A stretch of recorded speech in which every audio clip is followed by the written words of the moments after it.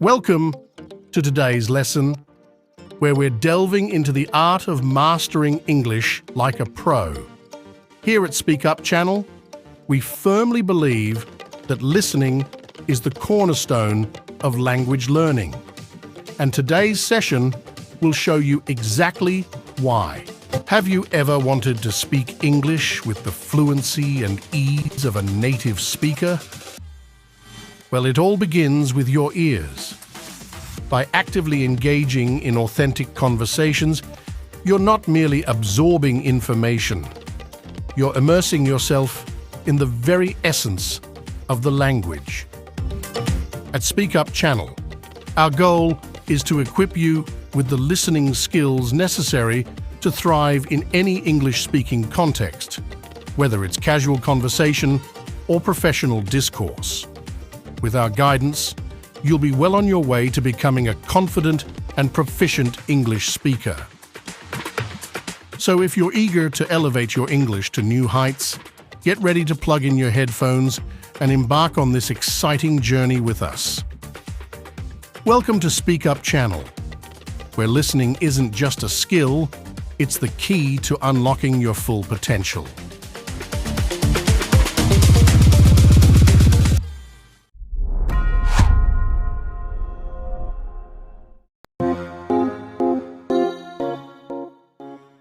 Computers and cock-ups. Human says no. The post office scandal is a typical IT outsourcing disaster. Now listen carefully. Paul Patterson was repentant. Fujitsu was truly sorry, the head of its European business told MPs on January 16th, for its role in Horizon, a faulty payments system that resulted in the false conviction of over 900 post office sub-postmasters between 1999 and 2015. Why did the Japanese firm do nothing about bugs it knew bedeviled its software, even as tales of injustice, destitution, and worse mounted? I don't know. I wish I knew, but I just don't know. Mr. Patterson is the first Fujitsu executive to be questioned publicly about the scandal. Others will be probed more forensically at a separate public inquiry. Yet already the evidence points to classic problems with the way public bodies contract firms to build and manage large IT systems, as well as to the risks of believing that computers are always right. At the turn of the millennium, many functions of the British state were still administered with pen and paper. The Prime Minister did not have an email account until 2003. Modernization was a vast, urgent, and difficult task, and one for which the civil service was wholly unprepared. There was a strategic failure to take IT skills seriously, says William Perrin, a technology advisor to Tony Blair in the early 2000s. The decades since have been littered with costly disasters. Horizon is an egregious example, but also an instructive one. The most obvious problem was that the post office, which is a public corporation, was a credulous customer. Senior executives had no idea how branches worked in practice or what a computerized payments system would involve, according to John Murray, a former post office project manager. In the tender for the contract, the tactic of ICL, a British firm that developed Horizon and was fully absorbed into Fujitsu in 2002, was to bid low. IBM and CardLink produced better pitches that were focused on difficulties and complexities, says Mr. Murray. Executives plumped for cheap promises. Outsourcing disasters have often come from departments or agencies blindly selecting lowball bids, reckons the Institute for Government, a think tank. Contract oversight was poor. Paula Venables, the CEO of the Post Office between 2012 and 2019, responded to concerns about Horizon by referring to assurances from Fujitsu that the software was like Fort Knox. What that really meant was the post office did not know what was going wrong. Jeremy Folks, the employee tasked with ensuring the system worked, called it a black box. The post office had no access to design documentation or to code. Another procurement problem is that the penalties for poor performance are light. Fujitsu has had a patchy reputation in Whitehall, yet ministerial efforts to block it from winning new contracts largely failed. The threat of legal challenge under EU competition rules and a scarcity of big suppliers have allowed it to keep landing work. Proprietary code and the need to keep services running make failing IT contracts hard to escape from. The obvious solution to such problems is more digitally capable government. Between 2010 and 2015, the Government Digital Service, or GDS, a team of tech-savvy upstarts within the civil service, notched up some successes, including to how contracts were run. But GDS's influence waned. The best techies went back to the private sector. Skills remain patchy. The post office scandal also invites a bigger question. Even as sub-postmasters raised concerns, it was easy for the post office and Fujitsu to insist that the system was robust. That is partly because of a law, which MPs are now seeking to change, that assumes that computer evidence is reliable. But it also reflects a mindset that is in evidence well beyond Britain. In the Netherlands, an automated system for predicting child benefit fraud malfunctioned. More than 1,000 children were taken into care before the Prime Minister, Mark Rutte, was forced to resign. In Australia, RoboDebt, an algorithm for recovering debts from benefit claimants, similarly went badly wrong. The government eventually had to pay victims 1.8 billion Australian dollars. That's 1.2 billion US dollars. The potential for technology to improve the public sector is vast, but those in charge of government institutions cannot blindly rely on computers. When humans say there is a problem, they must listen.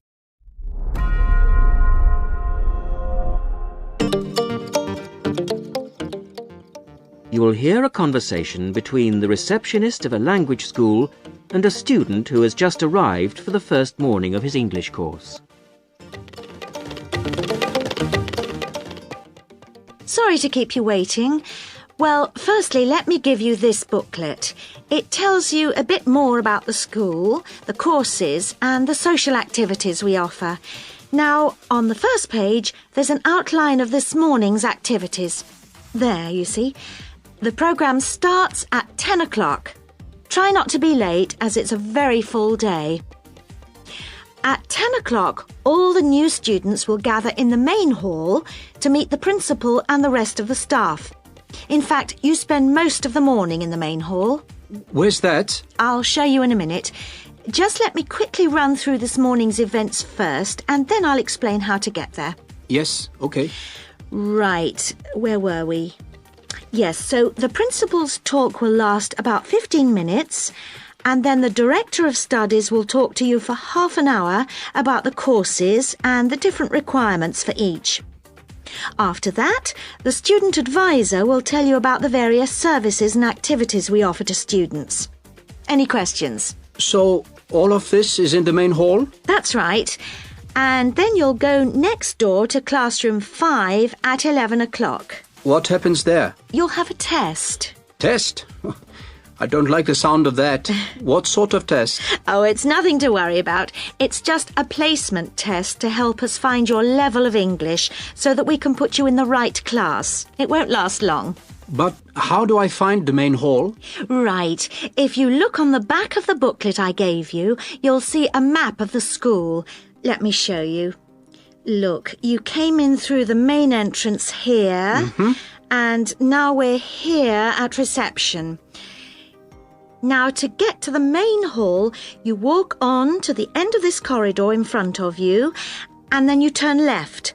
Walk along past the language laboratory, and then past the library, which is next to the language lab on the same side, and facing you is the main hall at the end of the corridor. You can't miss it. So, it's next to the library, in fact? Yes, that's right. I should be able to find that. And Do you have a computer laboratory? Yes, we do. Could you tell me where that is? Certainly, yes. You go down to the end of this corridor again, but this time don't turn left, turn right, away from the main hall. The computer lab is immediately on your right, OK? Mm-hmm. And where's the staff room in case I need to find a teacher at some stage? The staff room is near the main entrance, on the left over there, just opposite the reception desk. In a day or two, I'm sure you'll find your way around very easily. Oh, one last thing. Is there a student common room? Oh, yes, I forgot to mention that. It's this area here, very close to where we are now, to the right of the reception desk as you come in the main entrance. There's tea and coffee facilities there. Great. Thank you very much. You're welcome.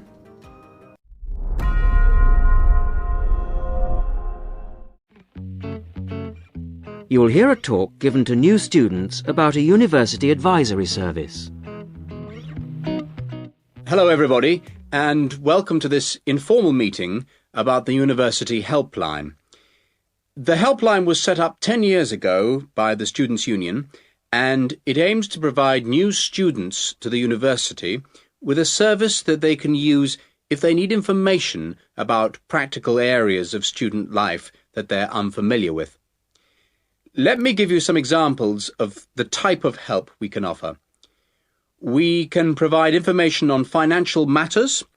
For example, you may feel that your grant is insufficient to see you through college life, or you may have some queries regarding the fees you're paying if you're an overseas student. In both cases, the helpline would be able to go through things with you and see what the outcome might be. Another area we can help with is what we generally term the domestic area, things such as childcare and the availability of nursery provision, for example, come under this. Then there's academic issues that may arise while you're in the early stages of your course that you may not know what to do about. You may wish to know more about essay deadlines, for example, or how to use the library. There are all kinds of questions you will find yourself asking and not knowing where to get quick answers from. The helpline would be able to provide these. The last example I've given here is simply termed social. And yes, there is a lot of social life here, but you may have a particular interest you wish to pursue, or you may wish to participate in outings or trips if you don't know many people at the moment. Let me give you some details so that you know where to go and who to see if you want to pay us a visit. Generally, you'll see our helpline officer, Jackie Kouachi. That's Kouachi. Jackie is a full-time employee of the Student Union, and she works in the Student Welfare Office. That's the office that deals with all matters related to student welfare, and it's located at 13 Marshall Road. I have some maps here for those of you who haven't been there yet. If you wish to ring the office, the number is 326-9940. That's 326-9940. The office is open between 9:30 and 6 o'clock on weekdays and from 10 to 4 on Saturdays. And there'll be somebody there, usually Jackie or myself, between those times. If you want to make an appointment, you can phone or call at the office in person. Please note that it may not be possible for anyone to see you straight away, particularly if it's a busy time, lunchtime for example, and you may have to go on the waiting list and then come back later. Well, enough from me. Any questions?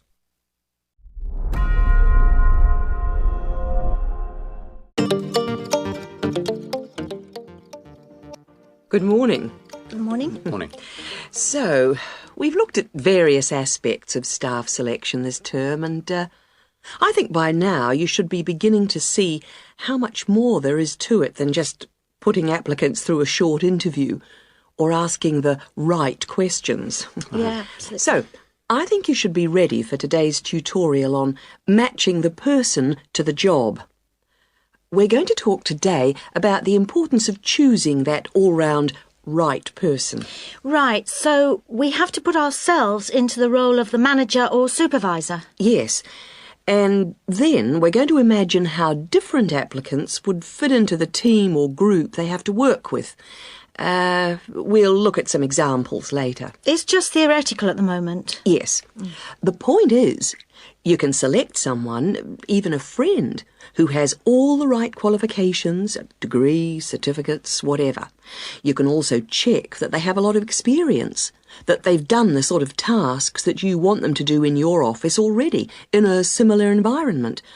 But if they start work, and you realise that they just don't get along with everybody else, that, say, they've got sharply contrasting views on how something will work, well, with the best will in the world, you may be backing a loser. Wouldn't it be just a question of company training, though? Not always, particularly in a team situation.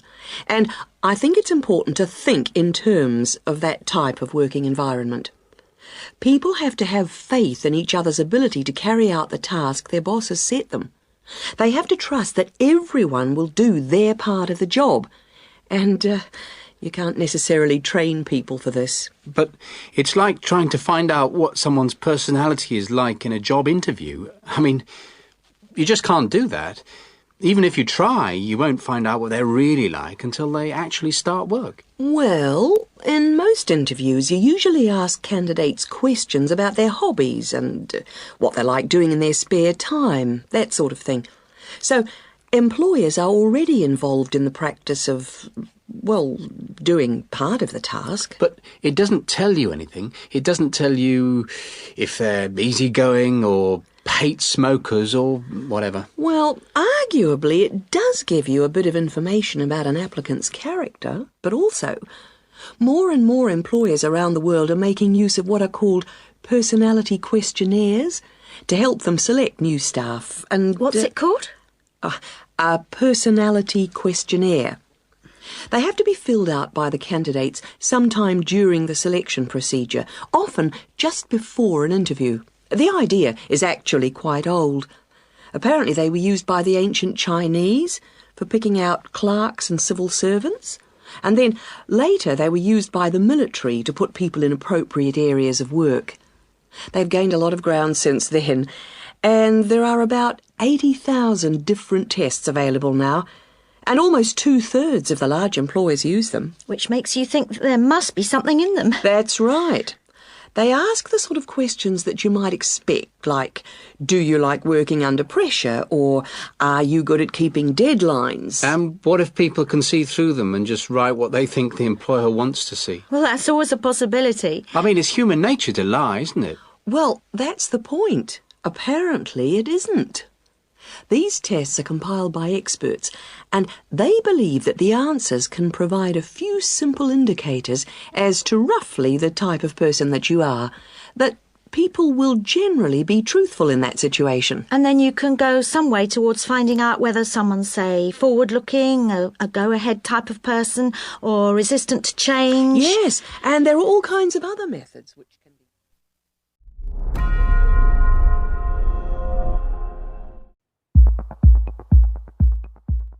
You're going to hear a talk given by a student to a tutor and a group of fellow students in a seminar. Right, are we all here? OK. As you know, today Vivian is going to do a presentation on the hat-making project she did with her class during her last teaching practice. So, over to you, Vivian. Thanks. Mr. Yardley has asked me to describe to you the project I did as a student teacher at a secondary school in London. I was at this school for 6 weeks, and I taught a variety of subjects to a class of 14-year-old pupils. The project I chose to do was a hat-making project, and I think this project could easily be adapted to suit any age. So, to explain the project. After we'd done the research, we went back to the classroom to make 2 basic hat shapes using rolls of old wallpaper. We each made, first of all, a conical hat by, well, if I show you now, cutting out a circle and then making 1 cut up to the centre and then, overlapping the cut like this. A conical hat that sits on your head. The other hat we made was a little more complicated. First of all, we cut out a circle again, like this. Then you need a long piece with flaps on it. I've already made that bit, which I have here. You bend the flaps over and stick them with glue or Pritt stick to the underside of the circle, like this. Again, I've prepared this so that I don't get glue everywhere. The pupils do, of course, so you need plenty of covers for the table. And there you have a pillbox hat, as in pill and box. Now, variations and combinations of these two hat shapes form the basis of the pupils' final designs. The next stage of the project was the design phase, and this involved, first of all, using their pages of research to draw a design of their hat on paper. That's the easy part. They then had to translate their two-dimensional design into a form to fit their head. I encouraged them to make a small-scale, three-dimensional hat first, so that they could experiment with how to achieve the form they required. And I imposed certain constraints on them to keep things simple. For example, they had to use paper, not card. Paper is more pliable and easier to handle. They also had to limit their colours to white, grey, or brown shades of paper, which reflected the colours of the buildings they were using as a model for their hats. And they had to make sure their glue didn't show. Well, it was very enjoyable. And just to give you an idea of what they produced, I brought along 3 hats to show you. This one here is based on a circular stairway in an old building in London. It uses 3 pillbox hats, one on top of the other. This was designed by Teresa. Here's another one that has a simple strip going round the base of the hat, but has then gone on to add strips of paper that come out from the base and that meet at the top of the hat, rather like a crown, making a fairly tall hat. This was made by Muriel. And lastly, there's a combination of the pillbox or single strip around the base and then the conical hat shape on top to form a castle turret. This was made by Fabrice. And there are many more that I could have brought. Thank you, Vivian. That was most interesting. Now, what we can learn from this is that... We hope you have enjoyed our program. Subscribe for more helpful content and come to learn English with us. Speak up.